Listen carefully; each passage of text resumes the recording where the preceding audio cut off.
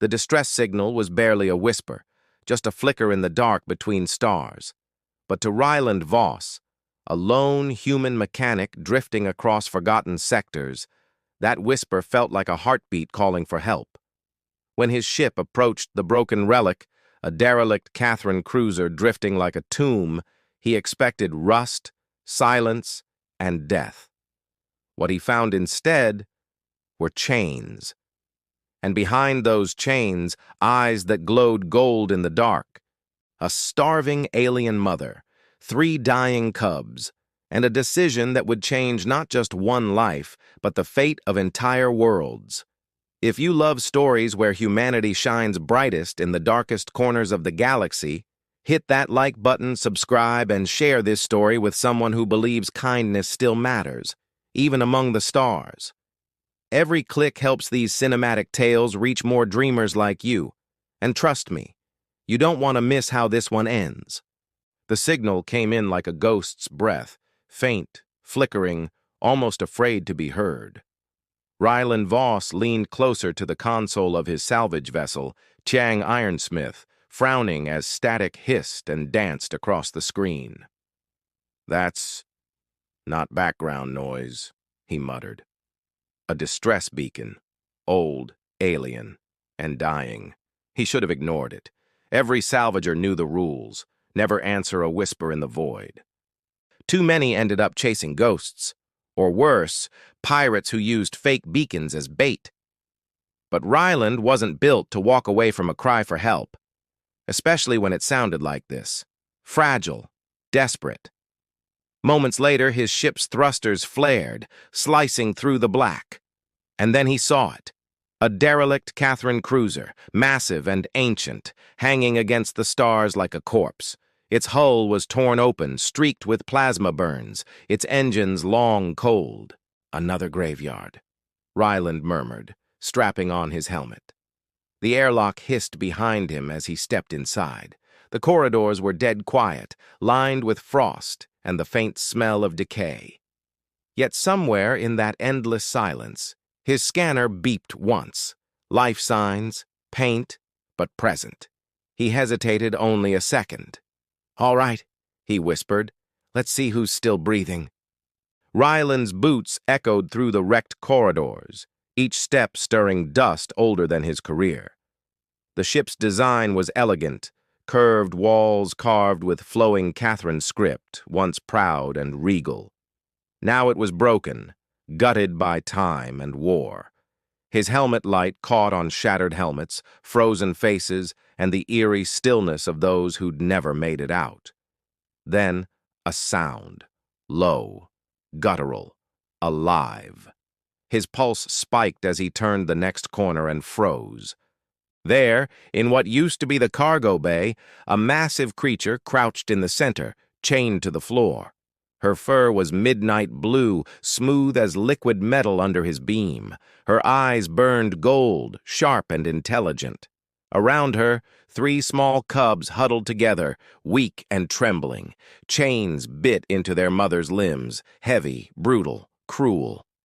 "Jesus," Ryland whispered, taking a slow step forward. The creature tensed, pulling her cubs close, a growl rolling from her chest like thunder. He lifted his hands, palms open. "Easy. I'm not here to hurt you." She didn't understand the words, but the tone she heard. Her growl softened, her eyes held his. And for the first time, Ryland saw not a monster, but a mother terrified and desperate to protect her young. Ryland knelt slowly, keeping his voice calm, steady, human. "I'm gonna help you, all right?" He reached for his plasma cutter, and the creature, her eyes flaring, let out a warning growl that shook the floor. But he didn't point it at her. Instead, he turned the beam to the first chain.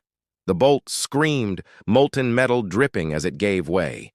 She flinched back, claws scraping the deck, but didn't attack. The next chain fell, then another. And with each cut, her posture shifted. Less rage, more confusion. By the time the last chain hit the floor, she was trembling, free yet unsure. Ryland backed away slowly, setting down a ration pack. "Food," he said, tearing it open. The cubs whimpered, inching forward. Their mother sniffed, then looked up at him, those golden eyes softer now. She shared the food with her young, every bite slow, deliberate. As Ryland explored the bay, he saw the truth written in rusted cages and scorched walls. This wasn't a warship. It was a slaver vessel. The crew had died fighting their captives. The creature, Sarai, according to the stenciled wall, had been cargo. He felt his stomach twist.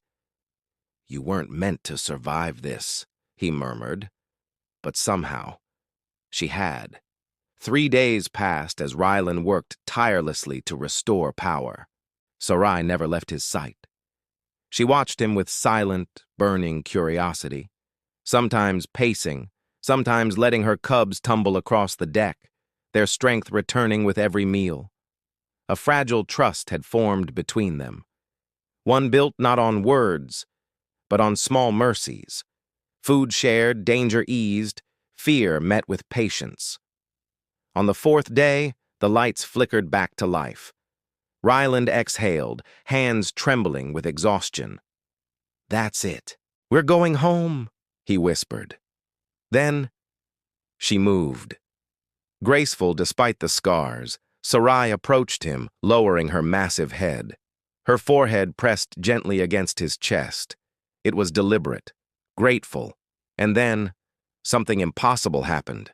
A voice, not in his ears but in his mind. "Ryland Voss, you who broke our chains, you who saw life where others saw beasts." He staggered, heart hammering. Her voice carried weight, power, emotion that felt older than time. "I am Sarai Kathvara, crowned princess of the Katherine Stellar Assembly. My cubs are heirs to 17 star systems. You have saved not only our lives, but the future of my people." Ryland could barely speak. "I didn't know. You would have helped anyway," her mind whispered. "That is why we will never forget you." The transmission went out 3 hours later, a signal that carried across light years. Sarai used the derelict's half-broken comms array to tell her people everything: the betrayal, the slavery, and the human mechanic who'd defied every rule of survival to save a stranger. Ryland stood silently beside her, still trying to believe any of this was real. "You didn't have to mention me," he said quietly. Sarai's golden eyes gleamed. "You do not understand what you have done, Ryland Voss. In saving a princess, you have made an ally of an empire. But more than that, you have reminded the galaxy what humanity truly is." Weeks later, when Ryland docked at Titan Station, expecting the usual stares and bad deals, he found a delegation waiting, Katherine nobles, their sleek forms bowing low. The gratitude of an empire made him wealthy beyond measure. But that wasn't what he cherished. It was the weekly holo message: Sarai and her cubs, alive and free beneath alien suns. And in time, the story spread.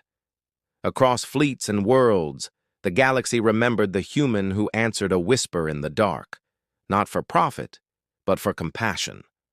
And that, the stars whispered back, was what made humans truly dangerous.